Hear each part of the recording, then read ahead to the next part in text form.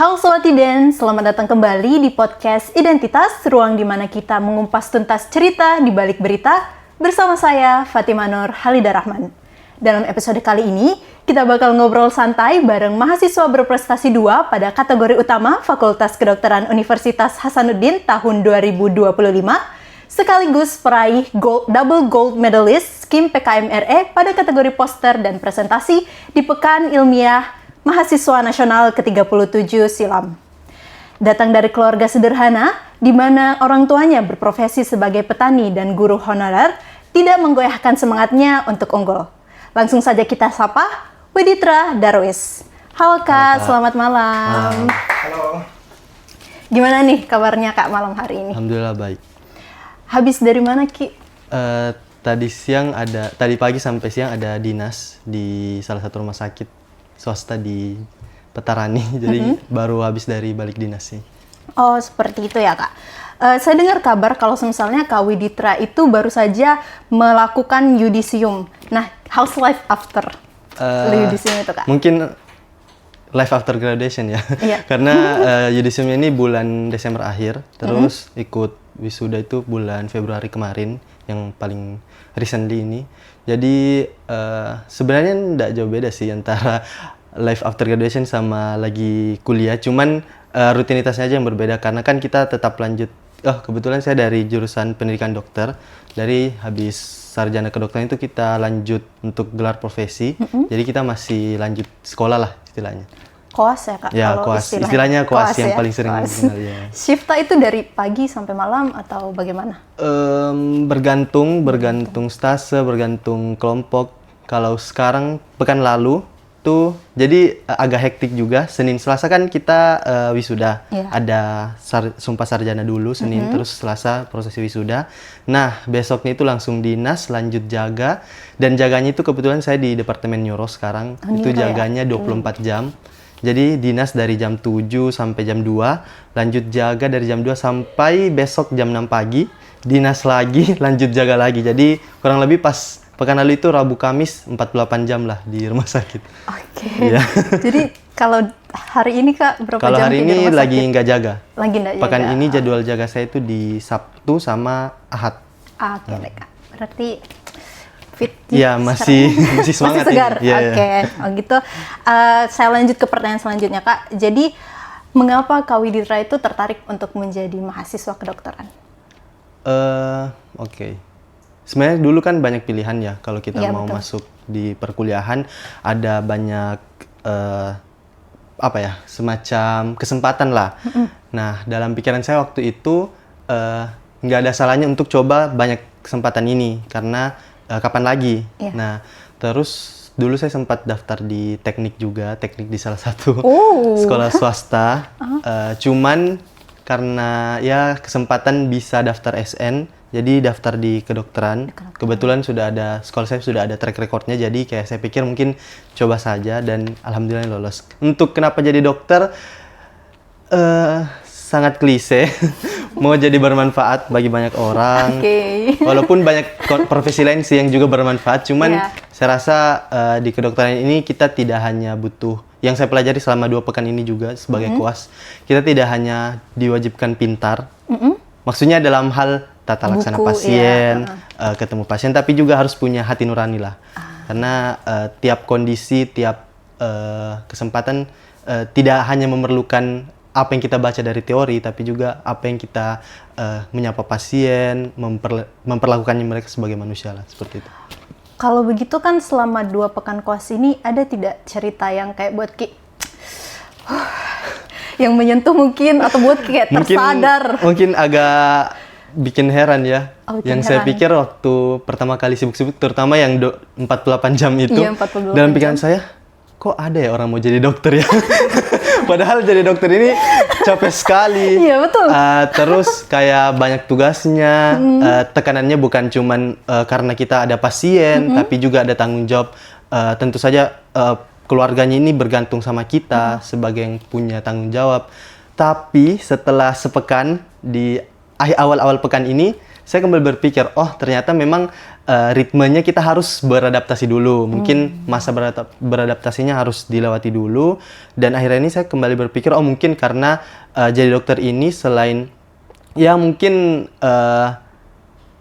masyarakat sudah memandangnya sebagai sesuatu, kita kadang berpikir oh sudah jadi dokter atau dan sebagainya. Tapi juga tanggung jawabnya itu besar ya? Iya besar, dan dengan jadi dokter itu kita selalu belajar, selalu berhadapan dengan orang baru yang tentu saja memberikan pelajaran-pelajaran baru lah untuk kehidupan selanjutnya.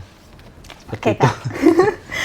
Terus kalau untuk perjalanannya Kak Widitra menjadi mahasiswa di kedokteran Universitas Hasanuddin itu bagaimana? SNBP? Kalau dulu saya masih namanya SNMPTN sih. Nah, jadi 2022 kayaknya setahun sebelum berubah nama masih SNMPTN, terus saya daftar dan alhamdulillah lulus. Kemudian kalau masalah yang tadi dibahas soal latar belakang keluarga ya. Di keluarga belum ada yang dokter. Bahkan kayak sepupu jauh, sepupu manapun itu masih belum ada yang jadi dokter. Dan betul-betul kami dari daerah. Ya walaupun sudah hilang logat bonenya tapi orang bone. tapi yang saya pegang waktu itu, kalau saya dikasih jalan ini berarti bakal ada di jalannya di depan. Betul. Jadi kayak ya sudah diatur pasti. Selalu ada jalan, selama kita mau berusaha. Betul. Terus kan kalau kita membahas tentang mahasiswa kedokteran yang hektik-hektik banget itu, bagaimana sih ekspektasi dan realita awalnya menjadi mahasiswa kedokteran? Sama ya, saya merasa pas awal masuk koas dan pertama kali masuk kuliah di kedokteran, itu perasaannya sama. Karena lingkungan baru, ritme belajar ataupun ya bekerja yang baru, kita harus beradaptasi dulu. Cuman, sorry tadi pertanyaannya, saya jadi lupa. Bagaimana realita menjadi mahasiswa? Realita jadi mahasiswa kedokteran itu yang pertama bakal sibuk sekali. Cuman saya pas awal-awal kan masih beradaptasi. 1 semester itu saya berusaha memahami bagaimana ritme belajar, bagaimana ujian, bagaimana kan ujiannya itu ada yang setiap bulan lah, setiap pekan, tugasnya setiap hari. Nah itu saya rasa saya harus seimbangkan dulu semester pertama. Nah di semester kedua saya baru melirik organisasi, masuk organisasi beberapa, terus melihat yang mana kira-kira saya bisa fokus. Dan menurut saya sih tips terutama untuk ikut organisasi itu adalah jangan sampai kita cuman ikut-ikutan sih.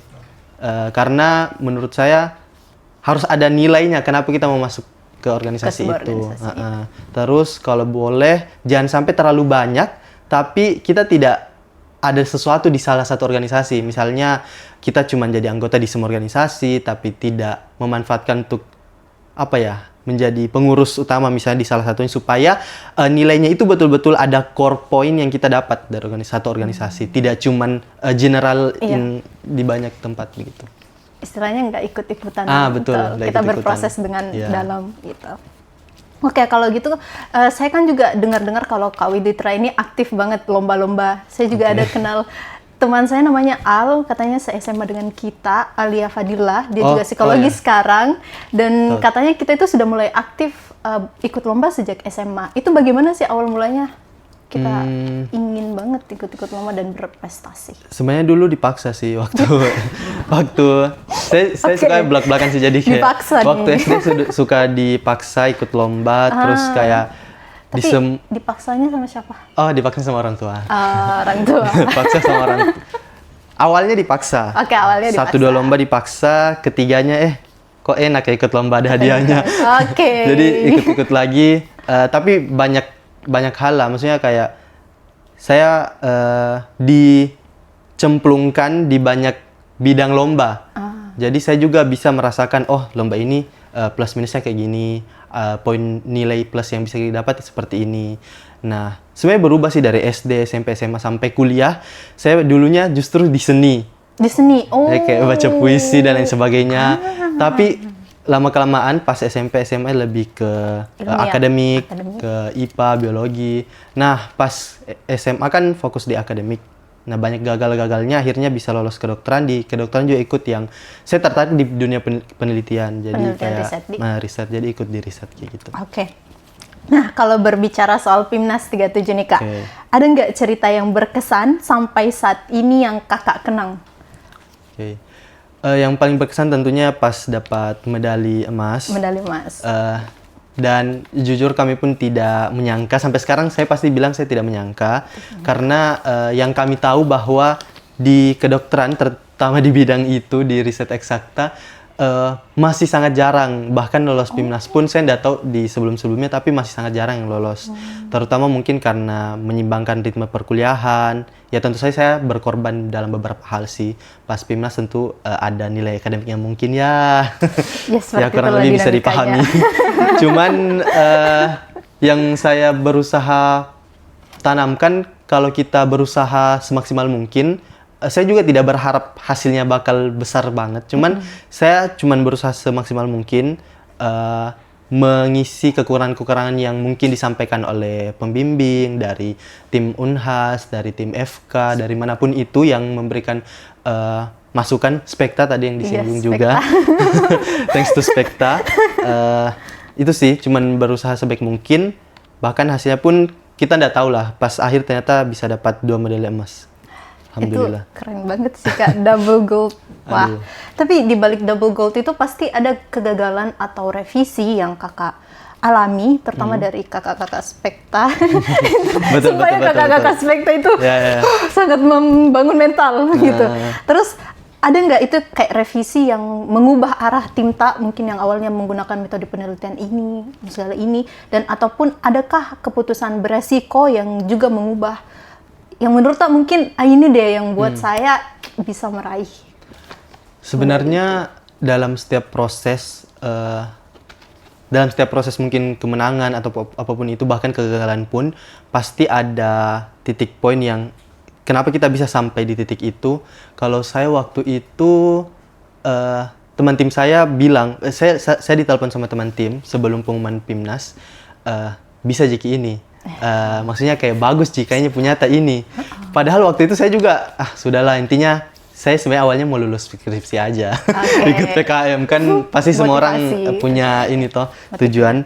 Tapi dia bilang kayak bisa Jeki ini, tinggi Ji nilai proposal tak kayaknya ini. Cuman dan yang membuat saya titik baliknya di situ karena saya pikir, oh iya saya sudah riset 3 bulan, tidurnya kurang, ujiannya sering remedial semua demi penelitian ini, masa saya tidak 100% begitu untuk penelitian ini, padahal sudah diperjuangkan. Kalau masalah perubahan ide, sebenarnya idenya itu sudah mulai dari awal. Cuman major revisionnya itu lebih ke metode sih. Metode penelitian. Bagaimana kan saya berkutat dengan tikus sebagai hewan uji. Bagaimana pengujiannya, menentukan waktu infeksinya, kan saya tuberkulosis. Nah, tuberkulosis itu kita harus induksi dulu tikusnya ini, kita mau buat dia supaya dia tuberkulosis kayak manusianya. Nah, baru kita uji.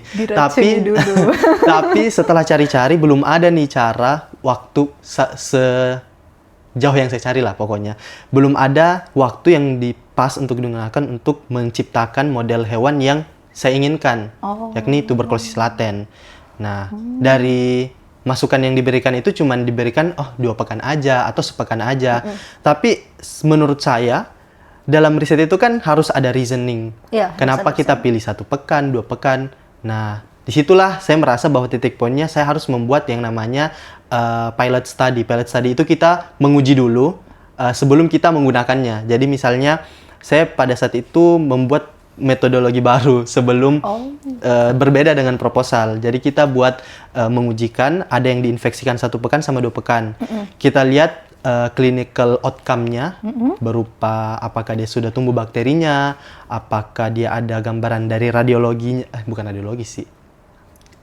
Lupa lagi apa. Pokoknya kita lihat clinical outcome-nya. Terus kita sesuaikan dengan yang kita mau. Nah, akhirnya dapatlah 2 pekan ternyata lebih cocok. Dan menurut saya itu salah satu pertanyaan di PIMNAS loh. Dan itu ditanyakan sama, kenapa sih kamu pilih 2 pekan? Kenapa sih harus ada pilot study ini? Kita jelaskanlah bahwa ini ada reasoningnya. Dan menurut saya itu salah satu poin utama. Kalau dari saya, menurut saya ya, sampai bisa dapat medali emas sih. Jadi harus, teman-teman sudah harus punya, curiosity yang besar lah. untuk mengetahui kenapa sih ini dilakukan, kenapa nggak kayak gini aja. Nah, seperti itu. Kritis lah pokoknya. Betul, karena di Spectate sendiri juga kita selalu ditekankan, ditanya-tanya kenapa begini, kenapa begitu. Betul. Jadi teman-teman yang sekarang sedang ikut PKM, Sobat Iden di rumah mungkin yang sedang ikut PKM, reasoning itu sangat dibutuhkan, guys. Betul. Oke, belajar dari kakak di samping ini. Oke, jadi Kak, untuk pertanyaan selanjutnya ini, Kak Widitra kan sering mengikuti lomba. Bisa tidak kakak ceritakan kegagalan yang paling berkesan yang membuat kita? Kegagalan paling berkesan.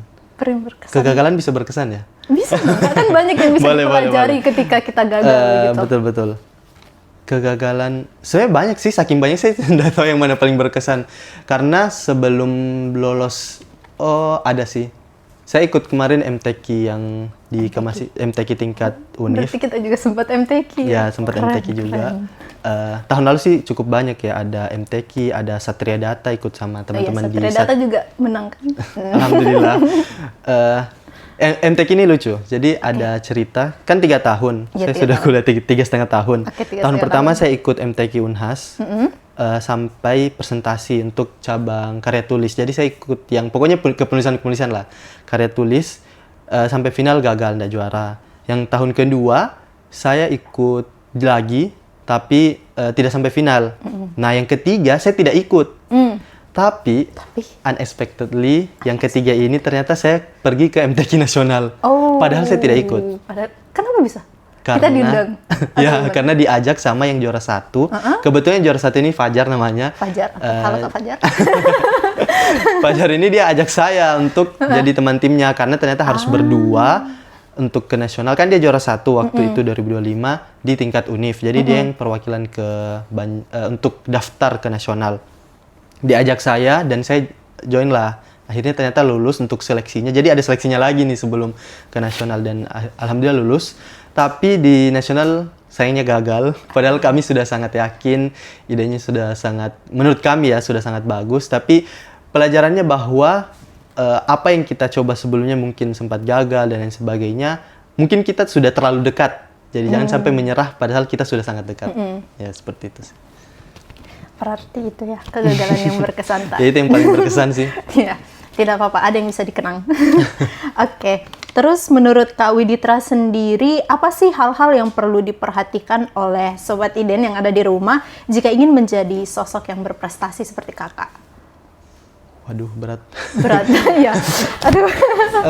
Kalau dari saya sih sebenarnya prestasi ini bukan cuman masalah menang kalahnya. Klise banget ya. Pokoknya bukan soal menang kalahnya, pasti di awal bakal pusing, kalah terus, tidak menang di ini dan itu, sudah diusahakan menurut kita sudah sangat bagus. Tapi dari proses itu pasti kita belajar untuk meningkatkan kompetensi diri. Jadi kompetensi diri itu tidak bisa diukur dari kita, menurut saya.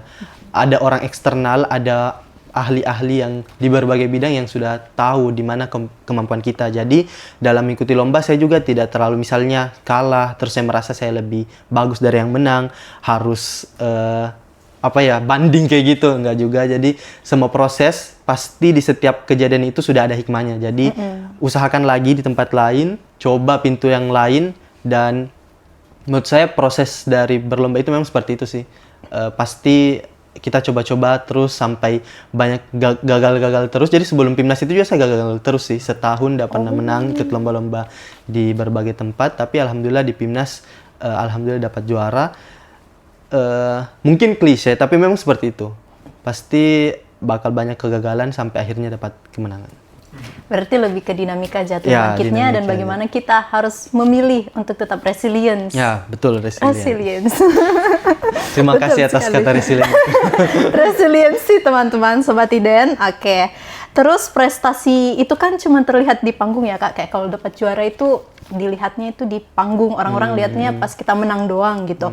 Nah, kalau yang saya dengar-dengar nih, kakak itu merupakan penerima beasiswa KIP, betul, ya kan? Sekali. Menurut kakak itu sejauh apa sih lingkungan dalam hal ini? Keluarga yang merupakan seorang petani itu siapa Kak? Bapak, Ibu? Almarhum Bapak. Oh, almarhum. Ya. Berarti guru, Ibu? Iya, Ibu. Itu bagaimana sih peran lingkungan, terutama keluarga itu membentuk diri kakak yang sekarang? Saya juga izin bertanya, yang memaksa kakak itu, maksudku kan, maksud saya kalau misalnya dalam keluarga itu biasa ada yang dominan mendorong ke akademik dan ada yang tidak. Kalau di kita itu kayak ibu Taka yang mendorong Tak untuk memaksa Tak untuk ikut lomba tadi, atau ayah, almarhum ayah? Sebenarnya dua-dua sih. Oh, dua-dua berarti. Sebelum bapak saya berpulang juga dulu kayak sering cerita-cerita mau jadi apa. Terus saya dulu sebenarnya didorong jadi teknik begitu. Cuman saya kurang terlalu suka menghitung dan lain sebagainya. Jadi tapi poin pentingnya adalah ibu saya juga selalu tekankan bahwa pendidikan itu nomor satu. Bagaimanapun kondisi kita, bagaimanapun kondisi ekonomi kan kita juga tidak bisa prediksi ya. Orang tua meninggal, siapapun itu misalnya juga, atau turun jabatan orang tua, atau kayak apapun itulah prosesnya, kita tidak bisa pungkiri bakal terjadi. Tapi pendidikan itu nomor satu. Jadi usahakan setiap kesempatan yang ada. Dan saya juga bersyukur di SMA saya, di Sekolah Islam Atira Bone itu sangat support. Kan saya juga 6 tahun dan hidup asrama, jadi sudah lama tidak di rumah. Memang sangat disupport untuk bisa pendidikan itu dimulai dari imajinasi sih sebenarnya. Kita berimajinasi bisa sekolah di mana, kita bisa berimajinasi, kan itu cita-cita kan imajinasi ya. Dia tidak real. Kadang itu kayak terkesan, masa bisa sih kau masuk ke dokteran, masa kau bisa bayar puluhan juta itu.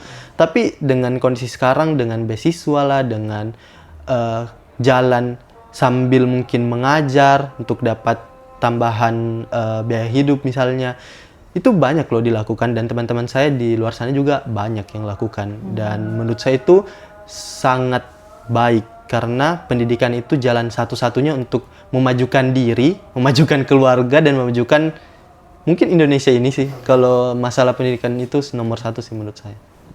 Berarti dari ibu Ta yang sangat menekankan pendidikan, betul. Itu tertanam di dalam diri Ta. Apalagi sejak SD. Apalagi sejak SD. Di SMA Atira sendiri kan kita sempat bilang kalau misalnya 6 tahun ya? SMP kan dari Atira, jadi lanjut SMA. Berarti asramanya itu dari SMP kelas 7. Ada nggak kayak pengalaman yang mungkin berkesan atau nilai-nilai yang menurut Tak yang membentuk kita di SMA tersebut? Yang pertama tadi itu berani berimajinasi lewat cita-cita yang ingin kita raih. Terus yang lain itu mungkin kedisiplinan ya, karena kan kalau di asrama mulai dari bangun tidur sampai tidur kembali itu sudah ada jadwalnya, sudah ada pakemnya seperti apa.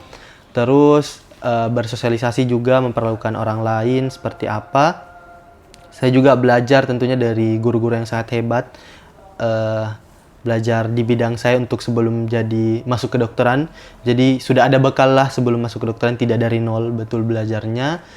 Apalagi ya? Mungkin nilai-nilai kehidupan sih, seperti kayak mungkin nasihat-nasihat dari guru lah. Mungkin dari umum yang kayak kita harus resilient yang tadi. Terus ada, kalau saya sih kemarin dikasih buku juga sama guru, jadi ada buku namanya Grit, Kekuatan Passion, dan pasti mungkin banyak yang sudah baca juga. Itu kayak soal bagaimana kita bertahan di tujuan jangka panjang. Iya, Grit. Dan perubahan yang kecil itu bakal kelihatan besar jika kita konsisten, dan bakal dilihat mungkin dalam jangka panjang, tapi itu sangat berguna sih. Terutama dalam PKM. Karena setiap hari kita harus ke lab, harus kerja laporan, kerja dan sebagainya, isi logbook. Dan itu kan dikerjanya per hari ya. Mungkin satu paragraf dulu, 1 kalimat, 2 kalimat. Sampai akhirnya jadi suatu laporan, dan itu setahun kan, kayak panjang sekali timelinenya, dan itu diajarkan sekali di Atira. Di Atira, fun fact, di Atira itu kita disuruh buat KTI loh sebelum lulus. Jadi kayak kalau di kuliah ada skripsi, di SMA itu kita harus bikin karya tulis sebelum lulus. Oke deh, berarti memang sudah terlatih dan ditempas sejak SMA. Betul. Keren guys. Terus untuk pertanyaan selanjutnya itu Kak, mungkin ada tidak momen yang membuat kita yakin kepada diri Ta, meskipun saya berasal dari latar keluarga yang sederhana, tapi saya yakin saya bisa berprestasi dan terus unggul sampai saat ini? Semua orang pasti ada masanya tidak yakin. Iya, itu pasti. Saya pun setiap hari juga, saya bisa jika jadi dokter ini, tidak mati jika pasien kalau saya dokternya. Jadi itu pasti setiap hari adalah. Cuman saya belajar dari ketakutan itu kita termotivasi untuk belajar. Kalau pikir lagi, pasien datang, terus dia mengeluh seperti ini dan seperti itu. Jadi pengobatannya apa ya? Nah, masuklah kita belajar. Oh, kalau dia pusing dikasih obat apa, kalau dia ada keluhan ini diberikan apa, seperti itu. Jadi memang menurut saya justru saya tidak lahir dari kekuatan bahwa saya merasa yakin. Justru saya lahir dari kekuatan rasa takut itu yang membuat saya harus terus belajar. Dan dari banyak informasi yang saya dapat pun merasa kurang itu justru membuat kita lebih. Itu merasa kurang itu justru membuat kita lebih. Berarti apa ya tadi tuh? Berarti kita harus menghadapi ketakutan. Ya, menghadapi ketakutan itu dengan mengetahui rasa takut itu datang dari mana dan di balik menaklukkannya. ketakutan ada sesuatu yang perlu kita pelajari. Ya, betul. Terus untuk mengobrol kan memang dari tadi ngobrol. Untuk menutup, Tenang, Kak. untuk menutup Ya, obrolan untuk kita menutup. hari ini, bagaimana rencana Kak Widitra ke depannya? Kalau ke depan tentunya mau selesaikan studi di profesi dokter, masih ada 2,5 tahun ya, semangat. Baru 2 pekan ini. Terus kalau setelah itu saya sudah punya rencana, cuman mungkin ya belum keep it secret dulu. Oke. Cuman clue-nya itu masih dalam hal penelitian, ya riset. riset dan lain sebagainya. Jadi entah mau jadi klinisi yang berhadapan dengan pasien atau mungkin mengembangkan potensi di riset atau jadi dosen atau jadi apapun itu, yang penting visi utamanya adalah bermanfaat bagi banyak orang. Oke. Tetap berimajinasi sampai Ya. itu. Dan keep it secret Keep it secret until terwujud. ada hasil yang Ada bisa outcome-nya. diperlihatkan. Ya, betul. Oke. Nah, Sobat Iden, itu tadi obrolan santai kita bareng Kak Widitra. Tadi kita sempat banyak ngobrol tentang PIMNAS, PKM, dan bagaimana motivasi dan juga pengalaman Kak Widitra selama berprestasi di Universitas Hasanuddin. Oleh karena itu, terima kasih karena telah menyaksikan dan sampai jumpa di podcast Identitas selanjutnya. Dadah.